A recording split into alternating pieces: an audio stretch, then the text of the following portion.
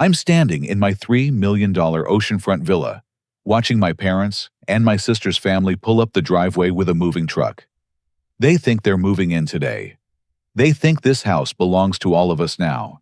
They think 11 years of treating me like garbage has been forgotten just because I finally made it. They think wrong, because the gift I prepared for their arrival is already in motion, and in about 10 minutes, they're going to understand exactly what it means to push the wrong son too far. My name is Brewster, and for 33 years, I've been the family disappointment. Not because I failed at anything important, but because I wasn't Amanda. My sister Amanda has always been the golden child, the one who could do no wrong, even when everything she touched turned to ash. It started when we were kids. Amanda was 2 years younger blonde, where I was brunette bubbly, where I was thoughtful. When she cried, Mom and Dad rushed to comfort her.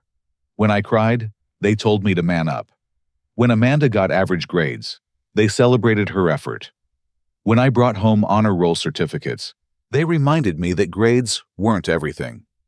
College was where the pattern really solidified. I worked 3 part-time jobs to put myself through state school, studying computer science, while Amanda got a full ride to art school, courtesy of our parents. When I graduated with honors at 22, Mom and Dad skipped my ceremony to attend Amanda's baby shower for her first kid with Tyler, this wannabe photographer she'd married right out of college. I remember standing in that cap and gown scanning the audience for familiar faces that never came. My roommate's parents ended up taking pictures with me. That night, I called home to share my achievement, and Mom's first words were, "Oh, honey, that's nice. Did you hear Amanda's having a boy? We're so excited to be grandparents." The real gut punch came 2 years later, when I started my first business. I'd been coding freelance projects since junior year, and finally saved enough to launch my own cloud software company for small businesses. It was risky, scary, and exactly what I'd dreamed of doing. The day I signed my first major client contract worth $50,000, I called home bursting with pride. Dad answered, sounding distracted. "That's great, son. Listen, can you loan Amanda and Tyler $15,000? Tyler's photography studio is struggling, and they're behind on rent." I sat there in my tiny apartment staring at my contract, feeling like I'd been punched in the stomach. "Dad, I just told you about my business breakthrough." Right. So you're doing well then. You can help your sister." That was it. No congratulations. No questions about my company. Just an immediate assumption that my success existed to subsidize Amanda's failures. But I was young, and still believed family meant something, so I loaned them the money. 3 months later, Tyler's studio closed anyway. He'd spent my loan on new camera equipment instead of rent. When I asked about repayment, Amanda got pregnant with their second child, and suddenly, I was the selfish brother, asking for money back from a struggling young family. This became the pattern. Every milestone in my life got overshadowed by whatever crisis Amanda was experiencing. When I bought my first house at 28, a modest 3-bedroom in a decent neighborhood, Mom criticized everything from the paint colors to the school district. "Amanda's rental has such character," she said, walking through my kitchen like she smelled something rotten. "This feels so sterile." Meanwhile, Amanda's rental was a dumpy 2-bedroom above a bakery, where the heat didn't work half the winter, but because she'd hung some vintage scarves on the walls and called it bohemian chic, it had character. The favoritism wasn't even subtle anymore.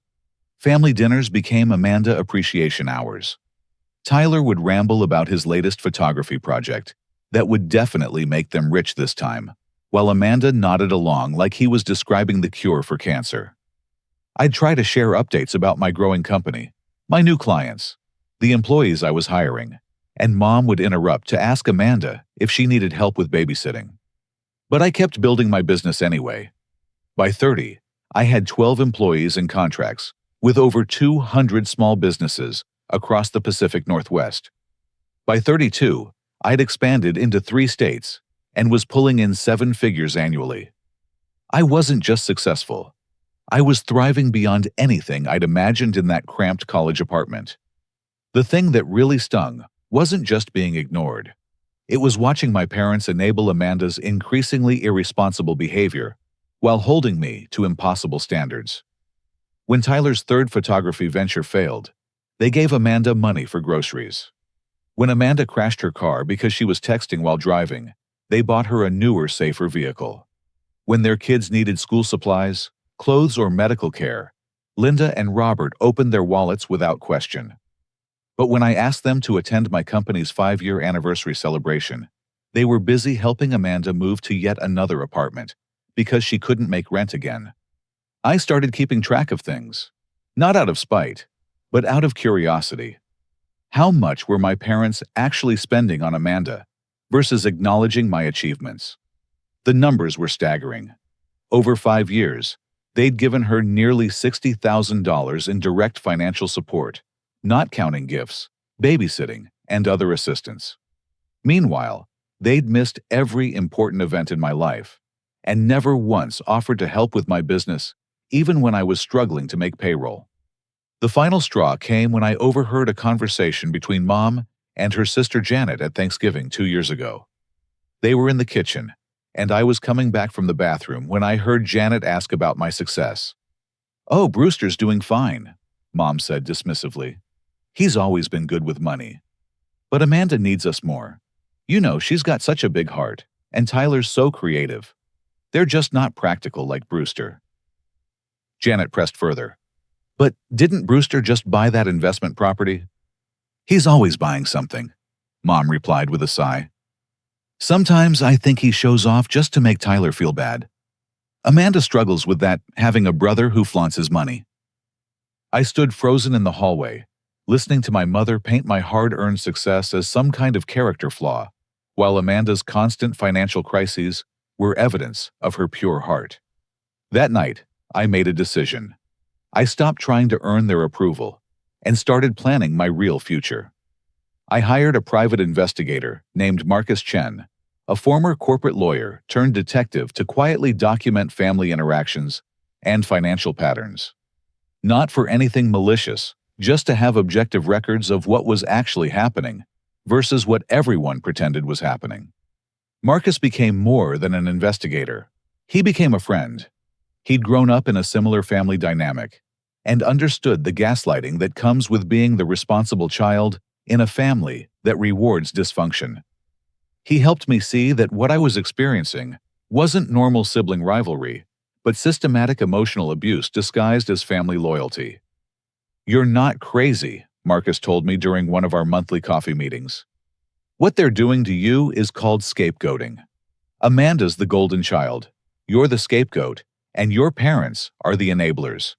It's textbook dysfunctional family dynamics." Those recordings Marcus helped me make became a treasure trove of evidence. Hours of conversations where my parents discussed my selfishness for not supporting Amanda more, their resentment that I'd become successful without their help, and their genuine belief that I owed the family my wealth because blood was thicker than water. But the most damaging recordings were the ones where Amanda herself revealed her true feelings. In one conversation with Mom, she actually said, "Brewster thinks he's so much better than us with his fancy business. Someone needs to humble him."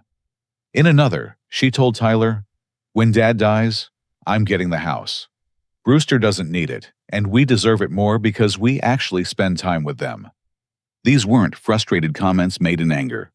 These were calculated discussions about how to manipulate family dynamics to their advantage, while positioning me as the villain for succeeding, despite their efforts to undermine me.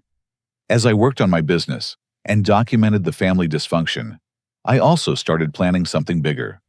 I'd always dreamed of owning a house by the ocean, somewhere I could watch the sunrise every morning and feel peace in my soul.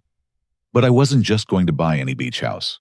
I was going to buy something so spectacular, so undeniably mine that no one could diminish it or take credit for it. The villa I eventually purchased wasn't just expensive, it was perfect.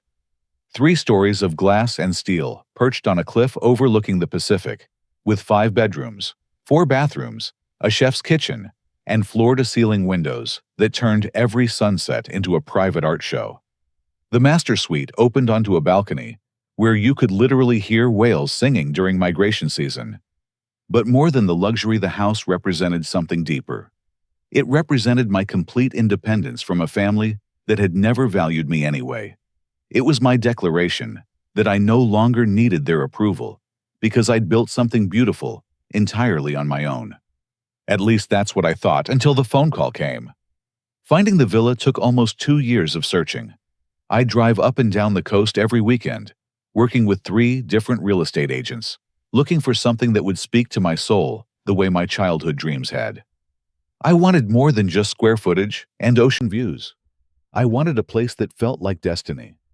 When my agent Sarah called about a new listing in Monterey Heights, I almost didn't go see it. I'd been disappointed so many times by properties that looked perfect online but felt cold in person. But something in Sarah's voice convinced me to make the drive. The moment I walked through the front door, I knew I was home. The entrance opened into a 2-story great room with a wall of windows facing the Pacific. The afternoon light poured through those windows like liquid gold, and I could hear the waves crashing against the rocks 300 feet below. The kitchen island was carved from a single piece of marble, and the master suite had a fireplace facing the bed and another facing a deep, soaking tub. But it was the office that sealed the deal. The previous owner had built it as a library with built-in bookshelves reaching to a 12-foot ceiling and a curved window seat overlooking a small garden. I could picture myself working there every morning running my company with the sound of the ocean as my soundtrack. The asking price was $2.8 million, but 3 other buyers were already circling. I offered $3.1 million in cash, no contingencies with a 10-day close. Sarah warned me I was overpaying, but I didn't care. This wasn't just a house. It was my declaration of independence. The escrow period felt like the longest 10 days of my life. I had the inspection done, immediately arranged for wire transfers, and started planning renovations before I even had the keys. I wanted to update the master bathroom, install smart home technology throughout, and convert the unused 4th bedroom into a gym. The day I got the keys, I stood in that empty great room and cried. Not sad tears, but tears of accomplishment. This was mine. Every square inch had been earned through 12-hour days, countless client meetings, and years of building something from nothing. No one could take credit for it, minimize it, or make me feel guilty about it. I spent 3 weeks just living there with minimal furniture, sleeping on an air mattress in the master bedroom, and eating takeout while I planned the renovations. Every morning, I'd wake up to the sound of waves and remember that this was my life now. This was what I'd built for myself. The renovations took 6 months and cost another $200,000, but I didn't cut corners on anything. The new bathroom had heated floors and a rainfall shower with ocean views. The smart home system let me control everything from lighting to security with my phone. The gym had professional-grade equipment and mirrors that made the space feel twice as large. But my favorite addition was the deck off the kitchen. I had it extended and added a built-in barbecue area with a dining table that seated 8. I'd been eating alone for so many years that the idea of hosting dinner parties felt revolutionary. When everything was finished, I finally felt ready to share my achievement with my family. I'd been living in the villa for 2 months, but I'd waited to tell them until it was perfect. Part of me still hoped this might be the thing that finally made them proud of me. I called on a Sunday afternoon when I knew everyone would be home. Mom answered on the second ring, sounding distracted. "Hi, Mom, it's Brewster. I wanted to share some exciting news." "Oh, hi, honey. What's going on?"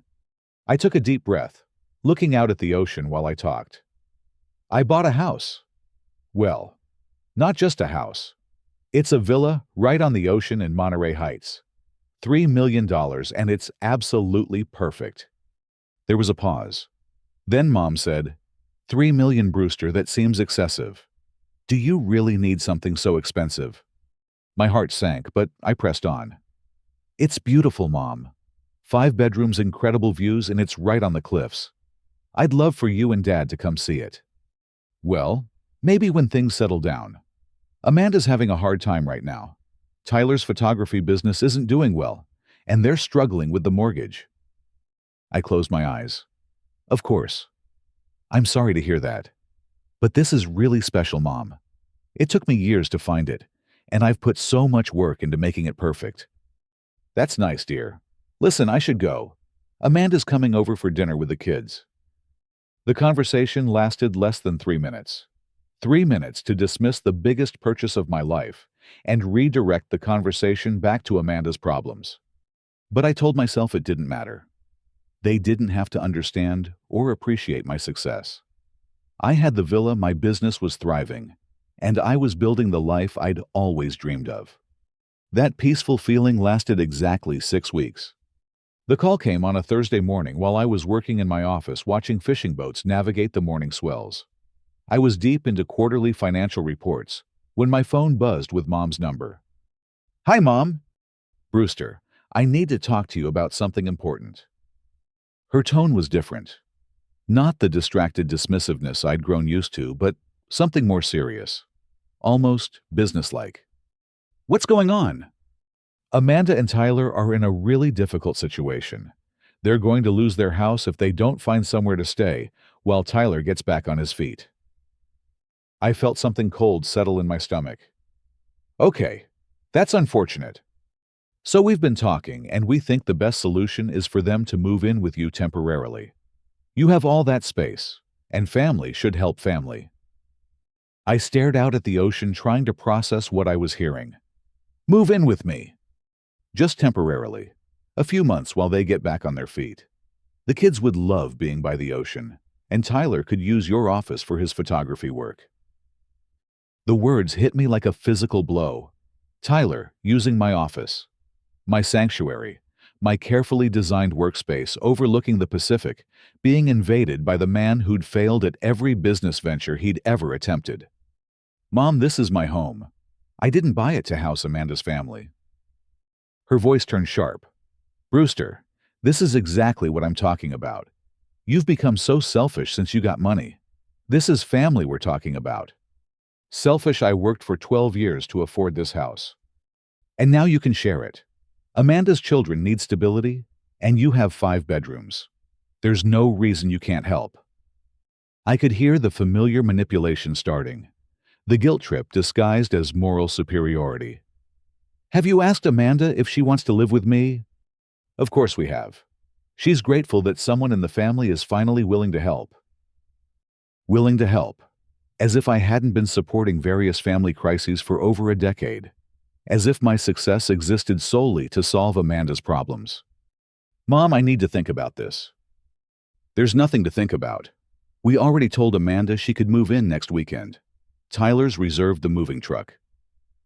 My blood went cold. You already told her yes, without asking me. We knew you'd do the right thing. You always do. I sat there staring at my phone after she hung up, feeling like my chest was caving in. They'd made the decision without me. They'd promised my house to Amanda like it was theirs to give away. And when I objected, I was selfish. But then something else settled over me. Something calm and clear and dangerous. I called Marcus. Hey, Brewster, what's going on? They just crossed a line they can't uncross, I said quietly. How quickly can you execute that plan we discussed? Marcus was quiet for a moment. We'd talked hypothetically about what would happen if my family ever tried to take advantage of my success in a serious way. He'd helped me put certain legal protections in place, just as a precaution. 24 hours, he said finally.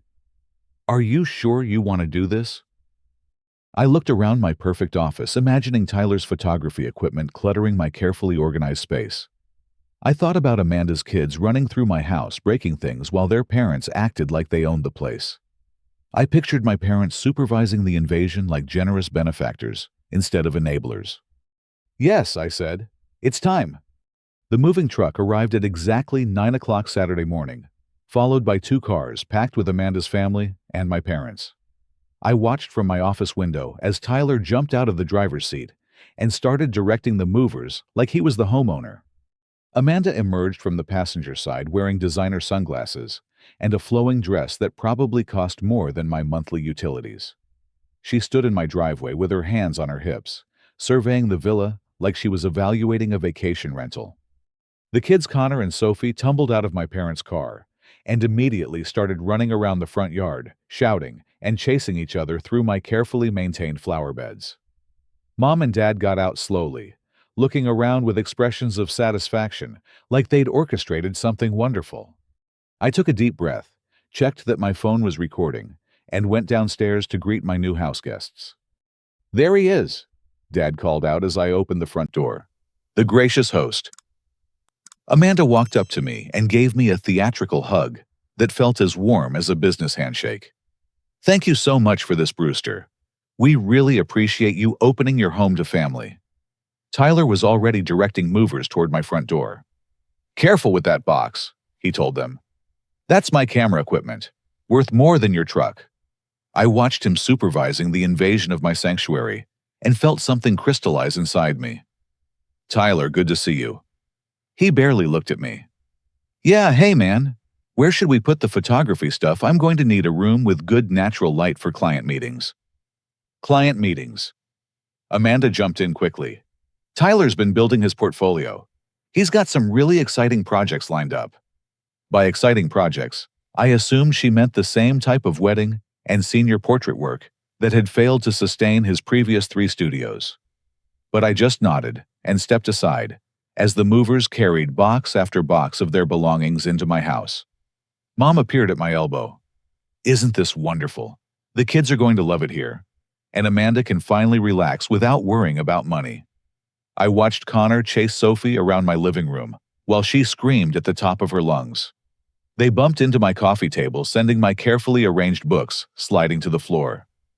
"Kids love the beach," I said. "They're just excited," Mom said. "Children need space to be children." Dad was examining my kitchen like he was conducting an inspection. "This place really is something, son. Though it seems pretty big for one person." The comment hung in the air like a challenge. Too big for one person. Too expensive for one person. Too good for one person who wasn't sharing it with family. "I like having space," I said. Amanda had disappeared upstairs and now called down from the second floor. "Which room is the master bedroom? These stairs are gorgeous, by the way."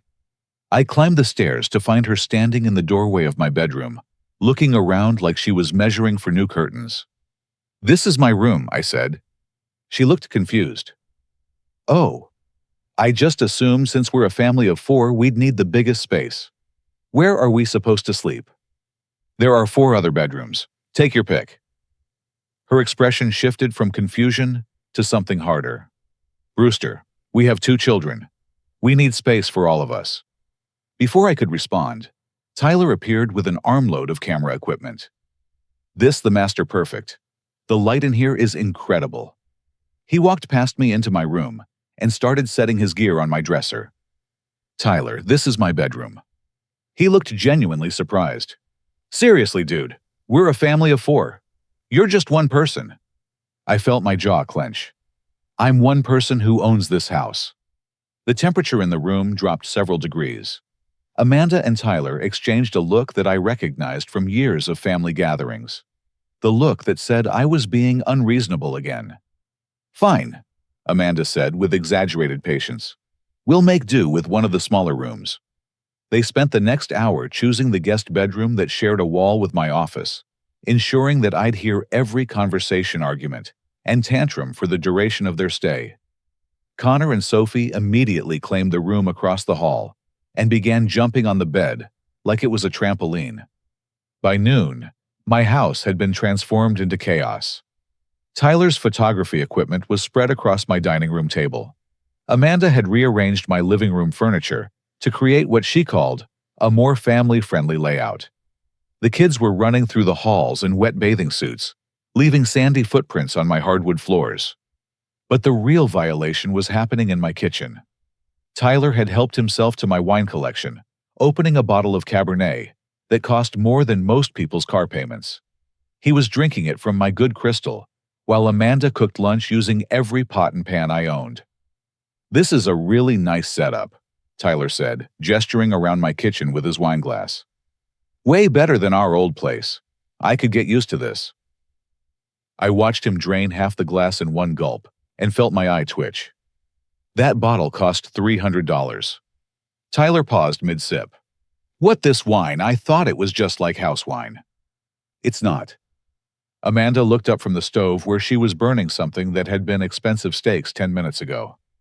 Brewster, we're family now. What's yours is ours, right? Before I could answer, Connor came running into the kitchen dripping wet and tracking sand everywhere. Mom, Sophie pushed me in the pool.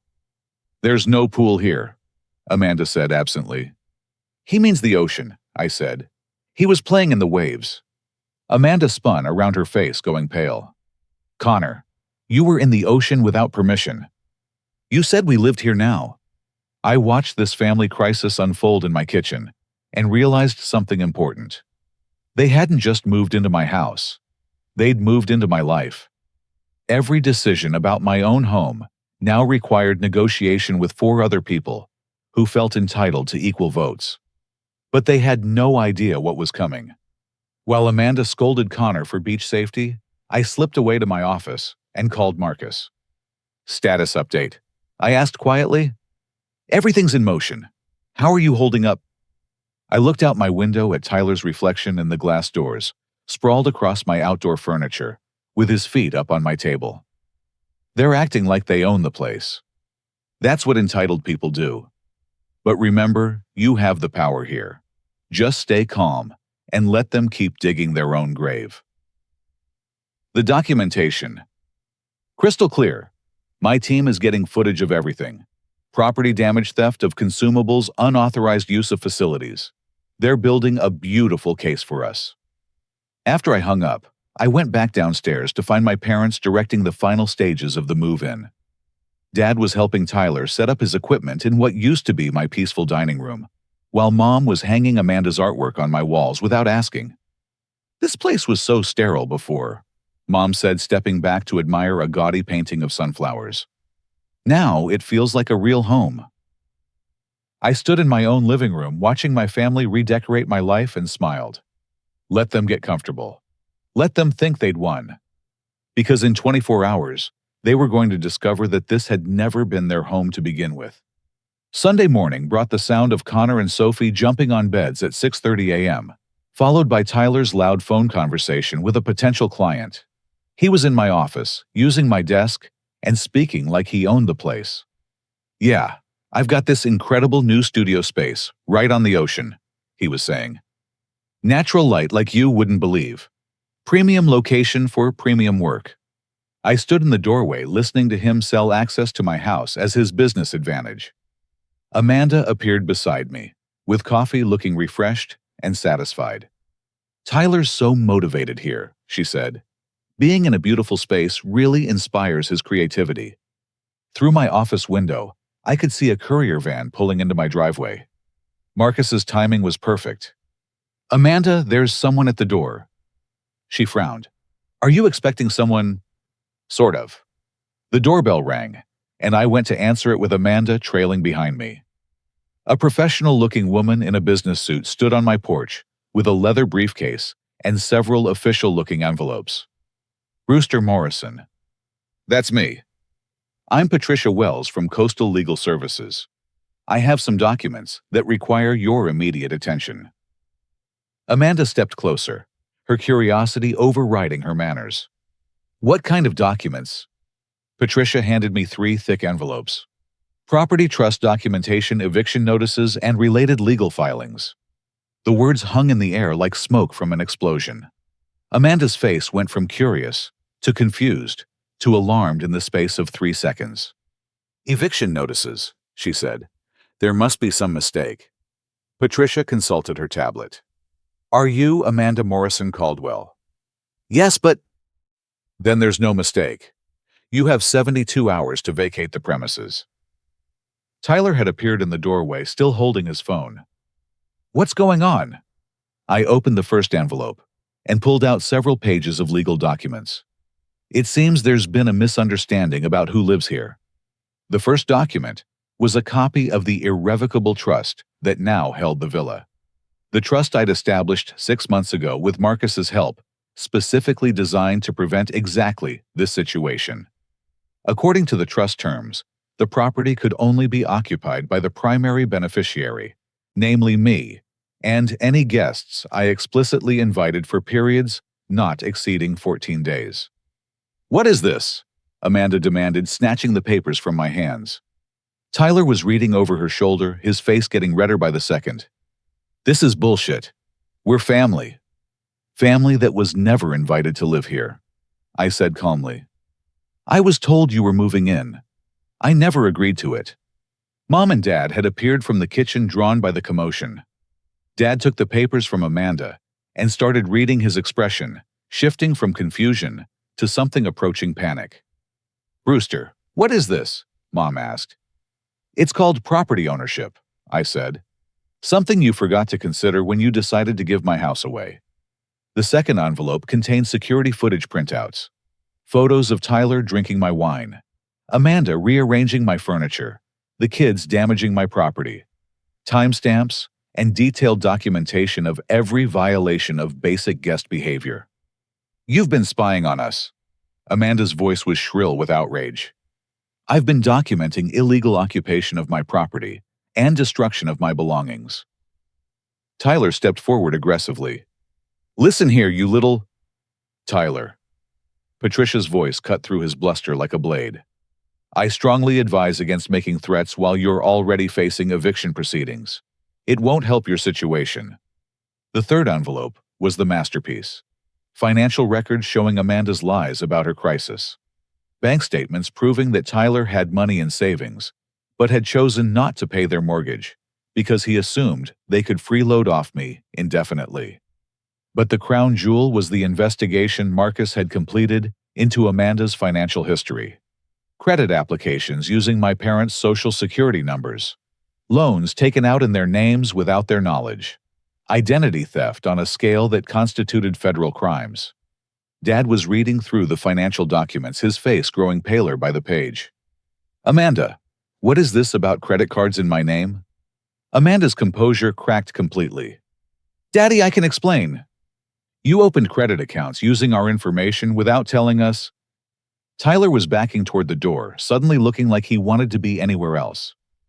"Look, maybe we should all just calm down and talk about this. The time for talking was before you moved into my house without permission," I said. "Now it's time for consequences." Patricia was checking her watch. "I have one more delivery to make. Sheriff's deputies will be here at 2 p.m. to ensure compliance with the eviction order. I suggest you begin packing immediately." As soon as Patricia left the house, erupted into chaos. Amanda was screaming at me, calling me vindictive and cruel. Tyler was throwing his camera equipment into boxes while muttering about family loyalty. The kids were crying because they didn't understand why everyone was angry. But the worst part was watching my parents' faces as they read through the evidence of Amanda's financial crimes. Years of identity theft, forged signatures, and fraudulent applications. She'd been systematically stealing from them while playing the victim of her circumstances. "How much?" Dad asked quietly. Amanda was crying now, makeup running down her cheeks. "It wasn't supposed to hurt you. I was going to pay it all back." "How much, Amanda?" She looked like she was going to be sick. $47,000. Mom sank into my couch like her legs had given out. $47,000, Amanda. That's our retirement money." I know. But Tyler's business is going to take off. And then we'll pay everything back with interest. Tyler was edging toward the door with his equipment. "Actually, I think I should probably head out. This is between family." "Tyler." Amanda's voice was desperate. "You can't leave me to deal with this alone." "I'm not going to jail for your family drama," he said and walked out the door. Just like that, Amanda's partner abandoned her the moment legal consequences appeared. The man she'd been supporting and enabling for 8 years disappeared when she needed him most. I felt a moment of genuine sympathy for Amanda, watching her world collapse in real time. Then I remembered 11 years of being treated like the family villain for succeeding, despite their sabotage. "You planned this," she said, turning on me with pure hatred in her eyes. "You wanted to destroy me." "I wanted to protect myself," I replied. Everything that's happening right now is the consequence of your choices, not mine." But even as I said it, I knew the worst was still coming. Marcus had found evidence of similar scams in 3 other states. Amanda's identity theft wasn't desperate borrowing. It was a systematic pattern of fraud that would likely result in federal charges. The gift I'd prepared for my family's arrival wasn't just eviction, it was justice. And for the first time in 33 years, I wasn't going to be the one paying for Amanda's mistakes. The sheriff's deputies arrived at exactly 2 p.m., just as Patricia had promised. 2 officers in uniform, calm and professional, to oversee what they clearly saw as a routine civil matter. They had no idea they were walking into the collapse of a decade-long criminal enterprise. Tyler had already fled with most of his equipment, leaving Amanda to face the consequences alone. She'd spent the morning frantically calling him while packing her belongings, but his phone went straight to voicemail. By the time the officers arrived, she was alternating between rage and panic. "This is my brother's house," she told the deputies. "He's kicking out his own sister and her children." Officer Rodriguez, the senior deputy, consulted his paperwork.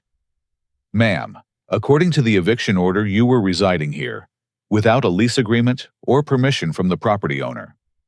But we're family.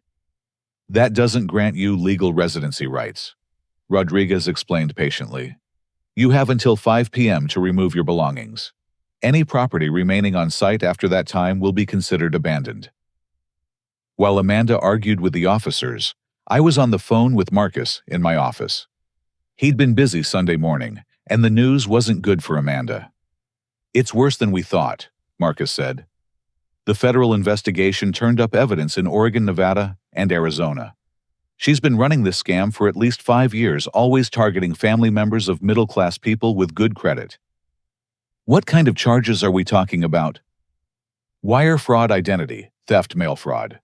If they decide to prosecute federally, she's looking at 10 to 15 years minimum." Through my office window, I watched Connor and Sophie sitting on the front steps, confused and scared while their mother screamed at police officers.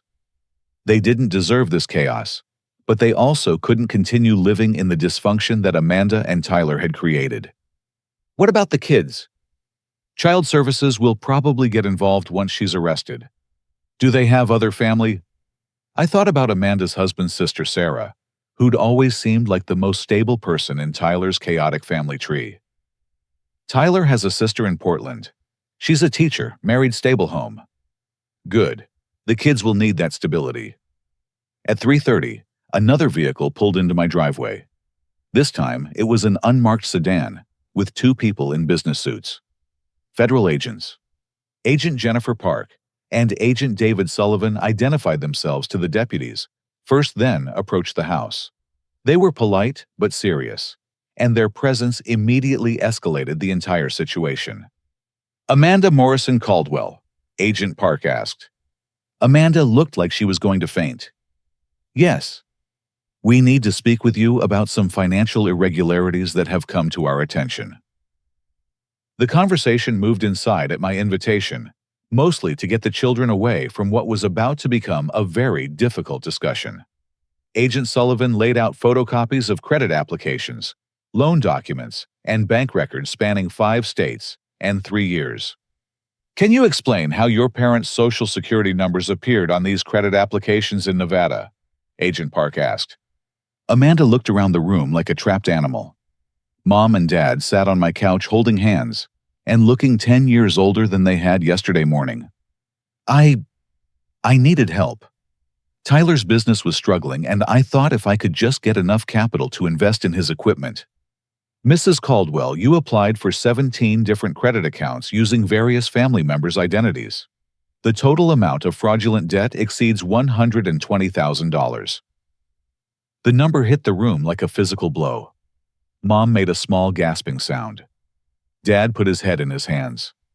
I felt my own shock at the scope of Amanda's crimes. "That's impossible," Mom whispered. "She said it was just a few $1,000s. Agent Sullivan opened another folder. "We also have evidence of attempted fraud in Oregon, where Mrs. Caldwell tried to use her mother-in-law's information for a car loan, and Arizona, where she opened business accounts using falsified references. Amanda started crying harder. I never meant to hurt anyone. I was going to pay it all back. With what money? Agent Park asked. According to our investigation, neither you nor your husband has reported significant income in the past 3 years. The agent spent another hour documenting the scope of Amanda's fraud, while my parents sat in stunned silence. They'd been supporting what they thought was their struggling daughter, never realizing they were actually enabling a systematic criminal operation. At 4:30, Agent Park stood up and closed her files. Mrs. Caldwell, you're under arrest for wire fraud, identity theft, and mail fraud. The sound Connor and Sophie made when they saw their mother being handcuffed will stay with me forever. 2 kids who'd already lost their father to cowardice now watching their mother being taken away in a federal vehicle. But as horrible as it was to witness, I also felt something I hadn't experienced in years: the satisfaction of seeing justice actually served instead of being told to forgive and forget for the sake of family harmony. Tyler never came back that day, or the next day, or ever. He'd abandoned his wife and children the moment legal consequences appeared, proving that his 8-year marriage had been as much of a fraud as Amanda's finances. But the story got stranger. Agent Sullivan called me Tuesday morning with an update that changed everything. Your brother-in-law isn't just absent, he said. He's wanted in connection with a photography studio scam in Phoenix. Apparently, he's been taking deposits for wedding photography and then disappearing with the money. Tyler hadn't just abandoned Amanda. He'd been running his own criminal enterprise on the side. Their entire marriage had been 2 con artists enabling each other while using family connections as cover for increasingly elaborate fraud schemes. The kids went to stay with Tyler's sister Sarah, who drove down from Portland the day after Amanda's arrest. Sarah was everything Tyler wasn't: responsible, honest, and genuinely caring toward Connor and Sophie. She'd been watching her brother's chaos for years, hoping someone would finally intervene. I'm sorry this happened in your home, Sarah told me as she packed the children's belongings. But honestly, I'm grateful it finally came out. Those kids deserve better than living in that dysfunction. As bad as everything was, watching Connor and Sophie leave with Sarah felt like the first genuinely hopeful moment in days. They were scared and confused, but they were going somewhere stable with someone who would prioritize their well-being over criminal schemes. My parents took longer to process the full scope of what had happened. They spent Tuesday and Wednesday in my guest room, mostly in shocked silence, occasionally asking questions about things they'd missed or ignored. The signs were all there. Dad said Wednesday evening, as we sat on my deck watching the sunset. We just didn't want to see them. She's our daughter, Mom added quietly. We thought we were helping. You were helping, I said. You were helping her avoid consequences for increasingly serious crimes. But that's not actually love. It was the most honest conversation we'd had in years, and the beginning of my parents finally understanding the difference between supporting someone and enabling their self-destruction. But the real resolution was still to come. Amanda spent 3 weeks in federal detention before making bail with money from a loan shark who specialized in desperate criminals. Her first phone call after release was to me, which I found both predictable and pathetic. Brewster, I need to talk to you. Her voice sounded hollow, like she'd aged years in those 3 weeks. I was in my office, finally peaceful again after the chaos of her brief occupation. About what? About making this right. I know I screwed up, but I think we can work something out. I almost hung up immediately, but curiosity got the better of me. I'm listening. If you drop the charges and talk to the federal agents, tell them this was all a family misunderstanding, I'll disappear. You'll never hear from me again. The audacity was breathtaking. Even facing federal prison, she still thought she could manipulate her way out of consequences. Amanda, I didn't press charges. The federal government did that when they discovered your crimes. But you started this. You set me up. I protected my property and documented your criminal behavior. Everything else was your choice. She was quiet for a long moment, and when she spoke again, Her voice had shifted from manipulation to pure hatred. "You destroyed my life out of spite. You couldn't stand seeing me happy, so you ruined everything." I looked out at the ocean, feeling calmer than I had in years. "Your life was destroyed the moment you chose to commit federal crimes. I just stopped enabling you. I'm your sister. You're a criminal who happens to share my DNA. There's a difference." The conversation ended with her hanging up on me, but it wasn't over. Amanda spent the next month trying to rebuild some version of her life while waiting for her federal trial. She moved in with various friends, burning through relationships as quickly as she'd burned through credit accounts. Her final attempt at manipulation came through our parents. Mom called me 6 weeks after the arrest crying. "Brewster, Amanda's lawyer, thinks she might accept a plea deal if you would testify as a character witness." A character witness for what? Her good character? He thinks if family members speak up for her, the judge might be more lenient.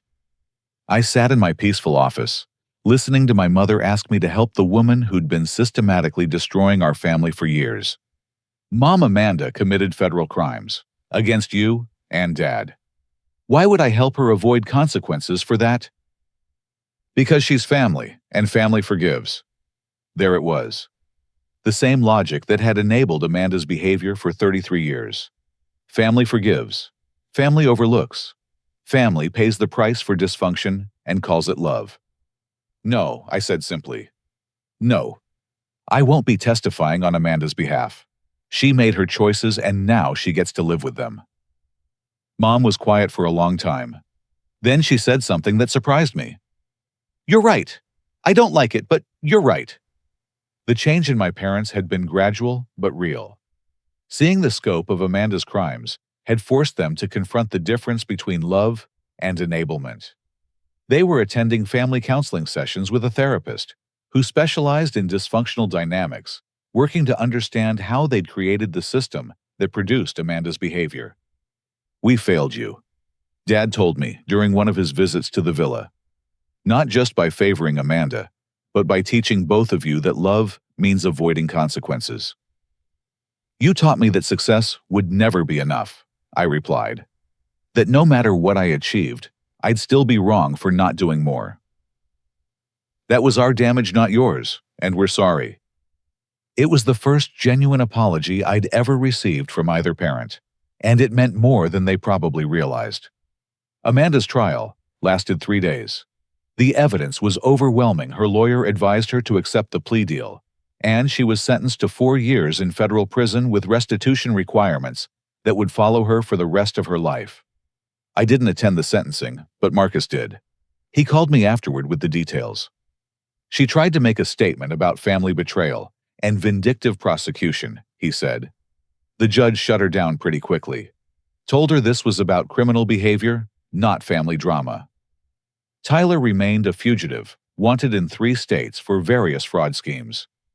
The FBI believed he'd fled to Mexico, but nobody was particularly motivated to find a small-time con artist when they had bigger criminals to pursue. The kids were thriving with Sarah, who'd enrolled them in counseling and provided the stable, loving environment they'd never had with their parents. Sarah sent me updates occasionally, and it was clear that Connor and Sophie were beginning to heal from the chaos of their early childhood. 6 months after Amanda's sentencing, I finally felt ready to host the housewarming party I'd originally planned. My parents came along with Marcus, Sarah, and the kids, my neighbor Charlotte, and several friends from my business. We grilled steaks on my deck, watched the sunset, and told stories that didn't involve criminal behavior or family dysfunction. Connor and Sophie played beach volleyball and seemed genuinely happy in a way I'd never seen when they lived with Amanda and Tyler. "You did the right thing," Sarah told me as we cleaned up after dinner. "Those kids needed someone to finally say enough." But the most meaningful moment came when Connor approached me before they left. "Uncle Brewster, Aunt Sarah says, maybe we can visit you sometimes just to play on the beach." "I'd like that," I told him. "Maybe this summer we can teach you to surf." His face lit up with the kind of genuine joy that had been missing during Amanda's chaotic occupation of my home. As everyone left that evening, I stood on my deck, looking out at the Pacific and realized something important. The villa had finally become what I'd always intended it to be, a place where healthy relationships could flourish, where success could be celebrated instead of resented, and where love meant supporting each other's growth instead of enabling each other's destruction. Amanda would be in prison for 4 more years. Tyler was gone forever.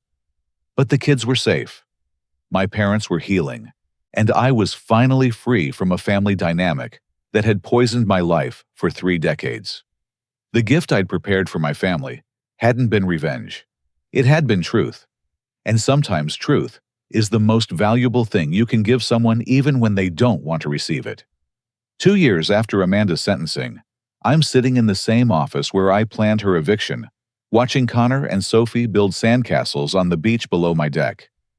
They're visiting for their summer week with me, and the difference in these kids is remarkable. Connor is 10 now, and instead of the anxious attention-seeking boy who used to break things for reaction, he's confident and curious. He spends hours reading in my library and asks thoughtful questions about my business. Sophie, now 8, has inherited her father's artistic eye, but her aunt's practical nature. She draws constantly, but also helps with cooking and cleaning without being asked. "Uncle Brewster, can we have pancakes tomorrow morning?" Sophie calls up from the beach. "If you promise to help make them." I call back. Deal. Sarah and I have developed a friendship that extends well beyond the children's visits. She's a teacher, and single by choice, someone who understands the value of stability and healthy boundaries. We've never been romantic, but she's become a trusted friend who shares my commitment to giving Connor and Sophie the childhood they deserve. My parents visit monthly now, and our relationship has transformed completely. The family counseling helped them understand that their favoritism wasn't love, but fear, disguised as protection. They were afraid Amanda couldn't handle life's challenges, so they removed all consequences from her path. Ironically, that fear became self-fulfilling prophecy when she never learned to handle adversity responsibly. "We created a monster," Dad admitted during one session, "and we punished you for refusing to feed it." Their relationship with Connor and Sophie is healthier too. Instead of spoiling them with gifts and indulgence, Linda and Robert set clear expectations and follow through with consequences. The kids respond beautifully to that structure, proving that children thrive on boundaries rather than chaos. Amanda will be released next year with 2 years of supervised probation. She's required to attend addiction counseling, financial management classes, and family therapy before any contact with her children will be considered. Sarah has legal custody, and she's made it clear that Amanda will need to prove sustained sobriety and stability before any visits are allowed. From what I hear through the prison system's victim notification program, Amanda is complying with her requirements, but still maintains that her family overreacted to her situation. Some people never learn that actions have consequences. They just learn to hide their actions better. Tyler was eventually arrested in Tijuana, trying to run a wedding photography scam on American tourists. He's serving time in a Mexican prison and will face extradition when his sentence is complete. The kids have stopped asking about him entirely, which Sarah says is probably healthiest for everyone. My business has continued to thrive, and I've started a foundation that provides college scholarships for children from dysfunctional families. Connor and Sophie will both be beneficiaries when they're older, but so will dozens of other kids who need support, breaking cycles of enabling and dysfunction. The villa has become everything I dreamed it would be. I host monthly dinners for my team, quarterly gatherings for scholarship recipients, and annual reunions for what I now call my chosen family. The house rings with laughter and conversation instead of chaos and manipulation. But the most meaningful transformation has been internal. For 33 years, I carried guilt about my family's dysfunction, believing that if I just achieved enough, or gave enough, or forgave enough, I could fix people who didn't want to be fixed. Learning to hold people accountable without taking responsibility for their choices has been the most liberating experience of my adult life. Last month, I received a letter from Amanda in prison. It was the first direct communication we'd had since her arrest, and I almost threw it away without reading it. But curiosity won, and I'm glad it did. The letter was different from every previous conversation we'd ever had. No manipulation, no blame shifting, no requests for money or assistance. Just acknowledgement. "I know you'll probably never forgive me," she wrote, "and I understand why. I spent so many years believing I was the victim that I never saw how my choices hurt everyone around me. Prison has given me time to think about the person I became and the chances I wasted. I don't expect anything from you, but I want you to know that I finally understand what you were trying to tell me all those years. Consequences aren't punishment, they're education. And you were the only person in our family brave enough to let me learn." I read the letter 3 times looking for hidden manipulation or ulterior motives, but it seemed genuine in a way Amanda had never been before. Whether she's truly changed or just learned to mimic accountability remains to be seen, but it was the first communication from her that didn't make me feel angry or guilty. I haven't responded to the letter, and I'm not sure I will. Some boundaries need to remain in place regardless of apologies or apparent growth.